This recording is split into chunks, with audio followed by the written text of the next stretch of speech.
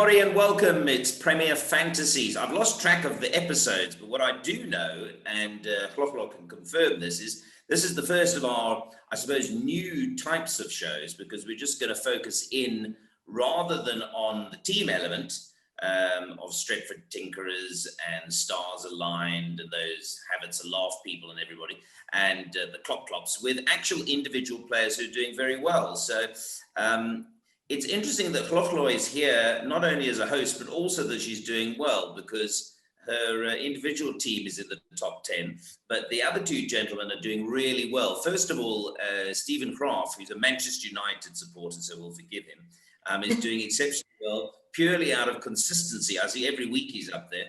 And then below me is Gareth and Steven, who has had a couple of really good weeks, and I'm told Hlohlo is on top of the pile. He is actually the leader in our log. So welcome to Gareth and to Steven. But he is doing exceptionally well. He's a hard man to hunt down. I've been looking for him since game week 4, when he was actually the top scorer in that week. But now we have him here. Welcome, Gareth. It's good to see you. Thanks guys. Good to be here. I want to chat to you a little bit about your team, because looking at, I'm going to actually start with game week 4. Because when we had you in game week 4, you were the top scorer of that game week. You got 92 points. You captained Salah, and you had Rodriguez on. So what motivated you to set up your team the way that you had set it up in game week 4, and what changes did you make in game week 5?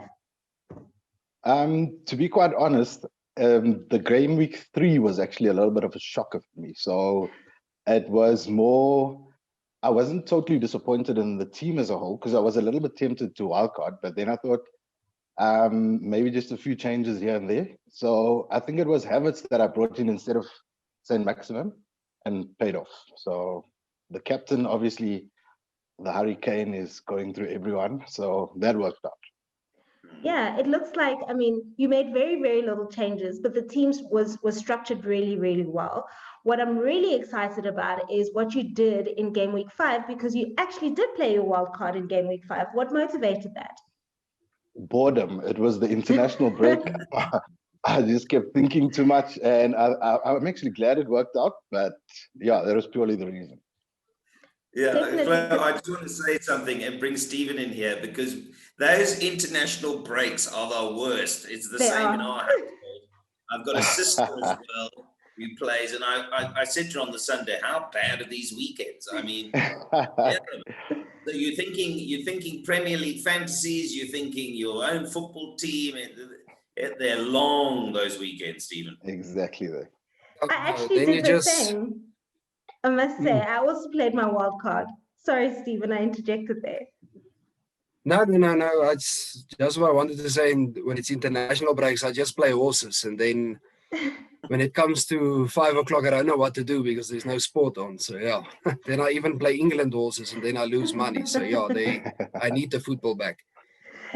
But I like the name of your team, Steven, King of the Hill, which you have been in terms of your consistency. So let's chat a little bit about your team. In game week 5, you captained Harry Kane. Well done. Yeah, we were actually speaking in the office, me and Gareth, who took captain. It was between Salah and Kane. But since Kane destroyed my own team, I took him in to say, hey, this guy is on form. So I took him in, and I had to captain him because I took a -4 knock.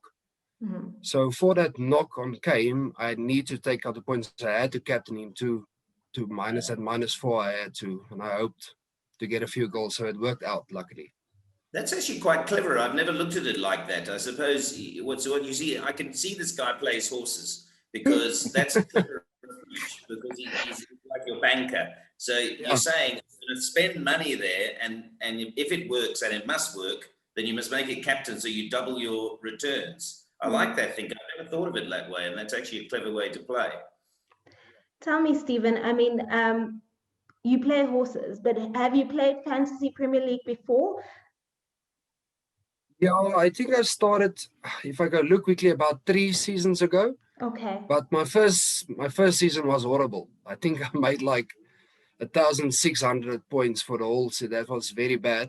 And then I told G about it, and Gareth also started it. And since when you become understanding the game, and then you start getting better and better. So my aim is to get more points every season to basically go up on every season. Yeah. Mm. As an Arsenal fan, sorry, Gareth, you're the Arsenal fan. I see that Ozil recently put out a statement about being sidelined on the team. What are your thoughts about that? Do you think that he was deliberately sidelined by Arteta, or that there is a bigger plan? What are your thoughts? Do you think that he should have actually made the move? Look, for now, my thinking is I'm backing Arteta on all his decisions. They seem to be working. I don't think it's anything hostile or bad in terms of hating on Ozil itself, but I also feel that there's a lot of quality that's left out of a squad. It's fine that he's not in your plan for the first team, but I'm busy watching the Europa game now. He should at least be included somewhere, because that kind of creativity is world class. I mean, he's proved it year in, year out before. So yeah, a little bit of that. The problem is, and I suppose a lot of football teams have this, is that sometimes those really creative players are your most frustrating, because they don't produce, and their work ethic sometimes isn't great. And I think with Meza, that's been the case a couple of times. Exactly. Question marks. We have in Tottenham, we have quite a lot of those players at times, where we're thinking they're a little bit lazy. But Arsenal are doing well. I agree with you with Arteta. I think he's done a tremendous job. And you're looking okay in a very open season. So, Hlohlo, I just wanted to ask the lads what they thought of the season so far. Let's stay with you, Gareth, because it's incredible what's going on. The form book at times is turned upside down. And I'm going to give my own opinion here on VAR. I can't stand it. It's driving me mad, because I feel it's affecting my viewing. Every time a goal is scored, I don't celebrate. I have to sit back and say, well, hang on, let me wait a minute if it actually counts. Totally agree, Neil. Firstly, in terms of the whole VAR situation, there's a lot of the actual beauty of the game that's been removed. Like you're saying, simple things like a celebration itself. Also, the misuse of the monitor. This season we're at least using it a little bit more. So where the ref goes to the monitor and then gets a second chance at what he might have thought or his opinion. But yeah, definitely shooting down. As for the season itself, 7-2, 6-1, those games, I don't think anyone's still over that yet. Steven certainly isn't, but yeah. I actually wanted to ask Steven, how are you feeling, mate? I was really upset with that game.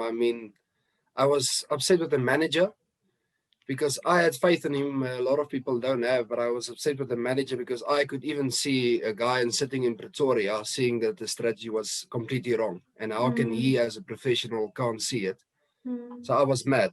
But yeah, obviously, Solskjaer is like that kind of manager where he loses 6-1 and then you go win PSG and then everyone is happy again. Maybe that's a problem, because now everybody is back on Ole's wheel. So we will see against Chelsea, because last time we beat PSG, Arsenal whipped us 3-1 when we won 3-1 at that second leg. So I was a little bit scared of the game this weekend after we won in Paris.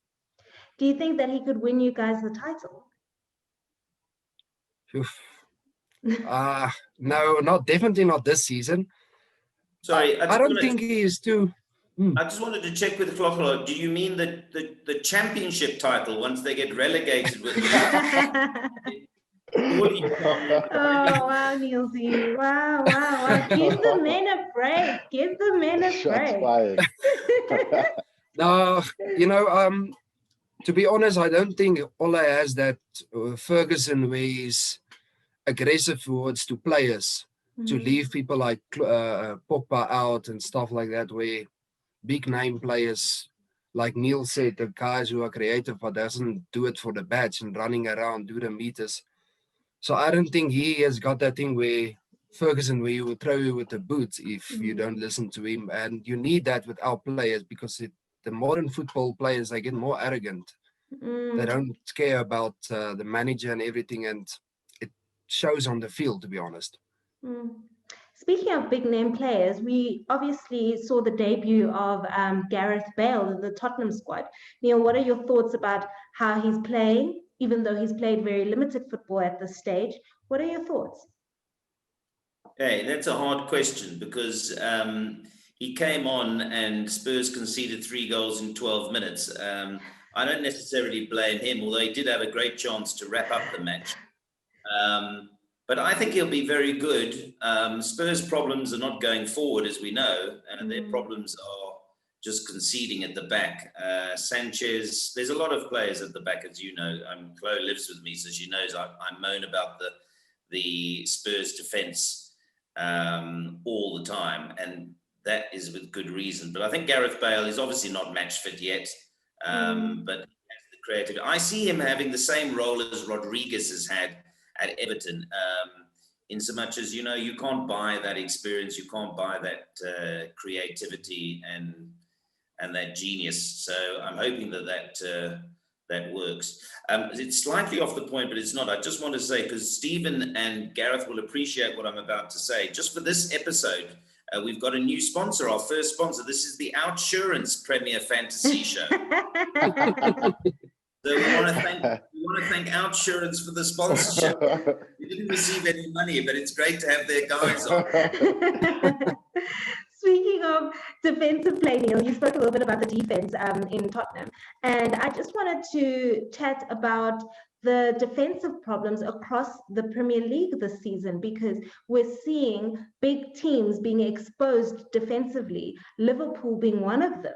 I mean, how Leeds took them on and how their defense over the season has literally just crumbled. And now with Van Dijk being out, do you think that they will make a recovery, Gareth?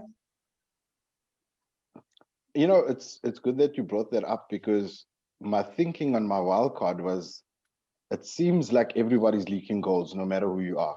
So I didn't want to splash so much cash at the back. Right. And it's actually a very, very big thing at this stage, because everybody, regardless, I think even if Van Dijk's there, even a powerful defense like Liverpool looked a bit shaky this season. Dude, they weren't shaky. They were just dodge. They were so dodged this season. It's a problem that Chloe and I had on our combined team, stars aligned, Stephen and Gareth and everybody, and, you know, Klopp and everybody watching will know this, because we began the season expecting that Liverpool would be able to attack again. So I think we had Robinson, Trent, and we had Virgil. And to be honest with you, we've spent the last 4 weeks trying to work them out, because not only are they not producing, they're very expensive, Stephen. So, you know, you're spending, I think Gareth is spot on. You're spending a lot of money on defenders who aren't, for a start, getting 6 points. Exactly, and I still have Trent, who's 7.5, and I wanted to take him out, but he's playing against Sheffield, who is really scoring. I think they had like 3 or 2 goals in the whole season so far.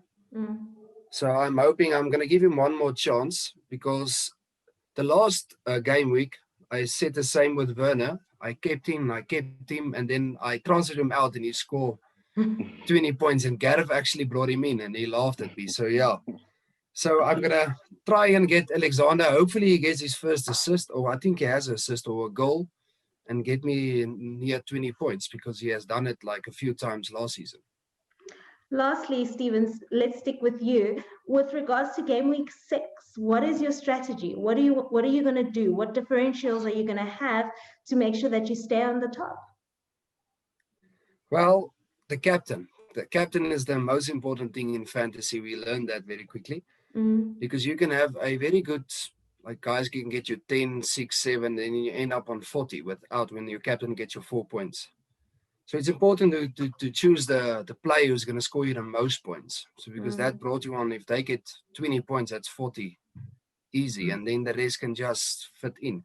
So my thing is, I don't know who to captain, because Kane is playing well, but he can.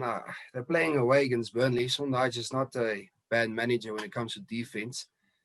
So I'm looking towards Salah maybe, but he with the Champions League, he looked bad. I think he had like a few touches. So I don't know if the team is still missing Van Dijk, but they played very bad against Ajax for me. So yeah, I looked at that kind of stuff as well. So I still need to find a captain, to be honest. That's my most important thing to still find, basically. And Gareth, on your side, what do you think your strategy is going to be in game week 6? Unlike last season, I'm trying to stay away from differentials because trying to be a bit smart sometimes messed me around. So I stuck with, I wouldn't say the big names, but more the eye test that looked better. You know, not stats necessarily. I'm not that kind of guy. So I think I may have made a mistake already because I brought in Rodriguez, and apparently he's injured. So already not a good start. But not too worried. Steven's right. The captain choice might be the winner this week. Other than that, stick with what you feel and don't make those extra changes, I think. Yeah, I think that you're 100% spot on. And anyway, we're right at the beginning of the season, Neil. It's not like we're right, in the middle or towards the end. We're right at the beginning. A lot can change between the beginning and the end.